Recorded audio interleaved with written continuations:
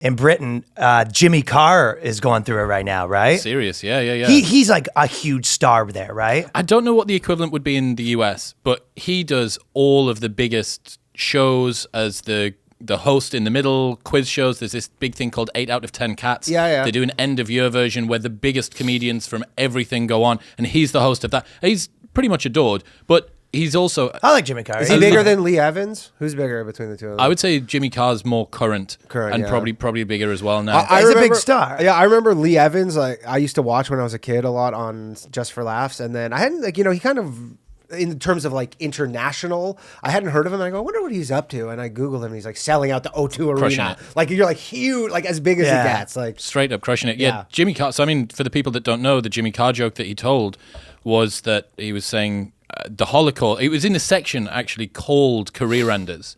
So there's a section of his special called Career Enders. So he's already realized that this is a bit he risky. does comedy very British in that it's, he does the joke and then he does the minute and a half of, now the thing about that joke, and then he goes, see, he does a lot of one-liners, then he spends like 3 minutes on explaining kind of why it's this and that. But I think he's probably, I would be interested to hear what you think. He's probably one of the best one-line joke comedians on the planet. That's like a British style too. Like even our friends, like think about like Adam Jamal and those guys that were in Toronto that lived there for a while. They all had that style of zany one-liners. So he said during the Holocaust, the Nazi war machine killed 5 million Jews, but nobody ever talks about the fact that they killed 500,000 gypsies because nobody ever wants to talk about the positives. And the crowd, it's this intake of breath and then laughter.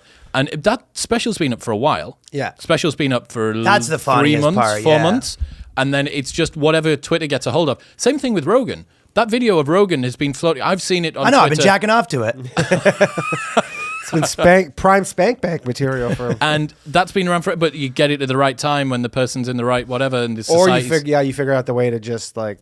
So, and I was loving the idea of, what happens to apologies after you apologize to the mob, and then like a factory, and it's the whole factory, and it's like just a big paper shredding. Like we take the videos here and then we grind them up and we turn it into mulch, and we actually turn that shit into farm mulch. Like they're completely useless. There's nothing they do with them, right? But with Jimmy Carr too, that's his whole thing. No, but he did sort of say, he goes, I don't know. He just one of those things where he goes, oh yeah, sorry, I don't know. Well, he said that, but it's not like an out of context thing where this was a joke like Jad Apatow said, and people are like, whoa, that doesn't really, like his whole... No, that's his whole deal. His whole thing is, I'm like, I am the darkest comedian on earth. No one's seen that and gone, Jimmy Carr said that? Exactly. No one's surprised. It's everybody who was there was like, oh, Jimmy, like... Here we go again. Yeah, but he's survived. That's what they're there for. Yeah, he'll survive. Oh, he'll survive. It feels like Netflix does have sort of, like they almost need like a girl Netflix and a guy Netflix. And they do. It's the algorithm does that. Have you ever logged into a girl's Netflix? I guess because you're right. They're not watching the Jimmy Carr clip on Netflix. They're watching the Jimmy Carr clip on Twitter. Sometimes I log in. My girlfriend will be at her house, and so her Netflix, she has her profile.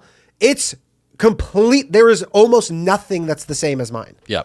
Hers doesn't have any gay porn on it. No gay porn whatsoever. But yeah, like literally completely opposite of mine. Other than, the 10 things that are trending, and then everything else is just chick shows. Yeah, that's fucking wild. I don't know, man. The Netflix seems to be pretty pro comedy though, generally. Dave Chappelle put that up. Absolutely. That was the Jimmy Carr thing. That's gone up.